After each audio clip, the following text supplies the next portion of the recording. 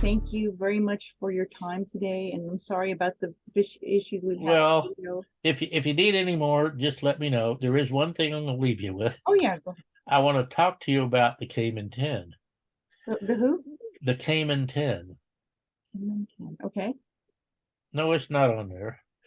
Oh no, I Well, was taking notes. Go ahead. oh, okay. The Cayman 10, when I was there with the University of Florida, I this is when I first found out about them. It was 10 years ago, over 10 years ago. And Noah, who was also on the board there with me, said, Leslie says, what would it take for you to bring the turtles in? I said, what do you mean what would it take? Well, how much would it cost? I said, nothing. And so there's a lot of work we were doing prior. And so then I learned about the Cayman 10, and this was back in the 80s, the Kemp's Ridleys were that close to extinction that Mexico and the U.S. worked with the Cayman government to take the eggs and take them down there and try to, come up with a breeding facility for the Kemps. And it didn't work out that well, and so they decided with what was left over that the turtles that they had ended up raising need to come back to the U.S. Well, I'm the one that went in and said, okay, I'll bring them back. It took basically 10 years to get that done for the permits and everything. Oh. So that was accomplished back in July of this April, July. I can get you the dates, but we got that accomplished. And they were flown into Orlando and they had to go under quarantine. So there was 10 of them that we brought in.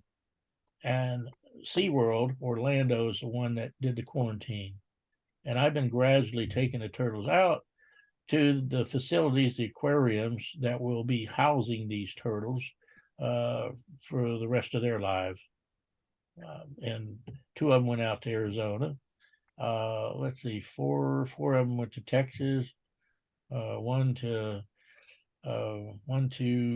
Mississippi, and I've got one I'm taking up to New York here before long, and then that'll be it. Wow. And then Orlando's keeping 1 or 2, but that's the Cayman 10 group. That's great. But this is what I do for U.S. Fish and Wildlife when they ask me to do something. Just the same thing with the manatee. Well, I congratulate you for all the hard work that you've done, and thank you especially for what you're doing, because as you said, our children and grandchildren, may not have the opportunity to see these types of turtles without this kind of work. So yeah, and thank you, Sylvia. And we do have an education program in the lower grades. Matter of fact, lower grades all the way to the universities.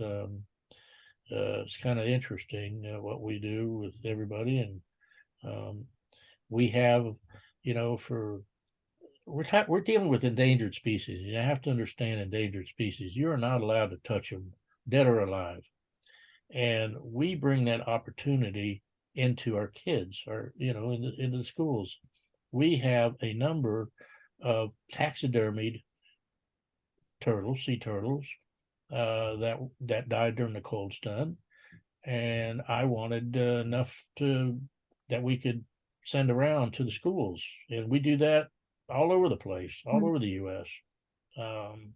We talk to kids, and with this COVID, Zoom is one of the great things about it. So we send in the sea turtles and a package with a program, and then I also have enough of the government agencies that'll also get on board for these school kids, and chat with them and let them know, hey, I'm with U.S. Fish and Wildlife, or NOAA, and I'm here to give you some insight of what we all do as a partner, and have the importance of it. But just the opportunity to be able to touch, even though it's not a live one, to be able to touch a taxidermied turtle and to actually see it. And this is what it looks like up close and personal. Well, we might have to touch base with you on the educational part, especially with green kids. Maybe we can do something there. We reach out to a lot of different schools, and I think people getting the opportunity, or children getting the opportunity to learn about the turtles can make a difference also in our future. So, Well, it does, and I don't know if I sent you the one from Moscow High yet, but we had a program at Washington State University at the veterinarian college where I I had a gentleman by the name of Brian Stacy from NOAA, who's the head veterinarian from NOAA, and he's down in Florida. I had him come out to give a lecture on the sea turtles, and what he did, he provided a necropsy, where they dissect the turtles and find, looking at, the species, the internal organs. But we had that going with the with Washington State University, and then Moscow. I had them high school. Uh, I had them come over for the program as well, so they were part of the program. And for a day, Brian sat with them and talked to them about the sea turtles, and they dissected some of them. And hmm, but I was able to get these, and you have to understand, I was able to get these turtles where the universities couldn't get them. And I think we had something like 30, 40 turtles that that were dead from the cold stuns. That kids, and I say kids, the high schoolers and the college students could actually touch and see the internal organs and everything. well, So it's real important, and it just makes a big difference. That everybody will say the difference I made is astronomical. And then I'll leave you with this one thing, and this is a funny one. okay. So I get a call from this Podunk University, and I have to say it this way. They have been put off for in excess of 5 years to finish up their research on a project. They called me and told me what it was. I made a phone call, and they were back on board within 5 minutes. Huh. That Podunk School University was Yale. Oh, really? Yeah. What research were they missing? They just needed to do a they final. needed some Kemp's Oh, turtles. did they? Okay. Yeah, and I got them the dead ones, and I got them. I ended up getting it all taken care of for them. It Well, was done within 5 minutes, though. thank you, Leslie, very much for all you do. We really appreciate it. And I look forward to continuing working with you. And we've been talking about a book, so we'll see Yep. if we can, what story we want to put forward. Yeah. Good luck. Okay. Thank you. Thanks, Take Sylvia. And if care. you need to redo this, just let me know. Okay. And I don't know what happened with the sound and all that, but no, it's proud of everything that we've done. But it's just it's simply amazing. But yeah, Yeah. I couldn't be more proud of all our pilots because they make turtles fly to their own. Thank you so much. Oh, no, I will tell you a funny one. You know that Canadian turtle I was talking about? Uh-huh. Well, Luke Hanson, he's over in Washington State. I got him to volunteer. And so Luke goes over there. The aircraft lands in Seattle area. So I had Luke over there and his mom.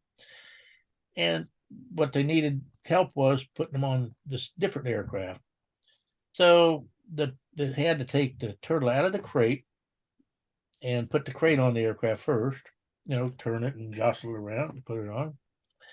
So Luke's got the turtle over his head. He is the only one who I know or anybody knows who has been anointed by a sea turtle. He pooped all over him. Oh, really? That's funny. So that is the funniest thing. That really is the funniest one I know.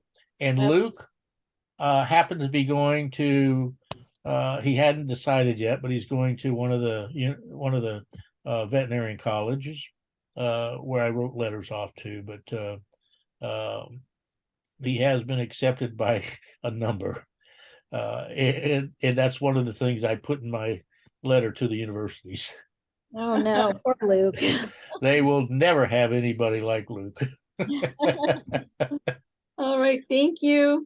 Thanks, Yes, Leslie. ma'am. Bye Thanks, now. Sylvia. I don't Okay. have anything more to say, but there you go. You heard it all. All right. Goodbye. Bye.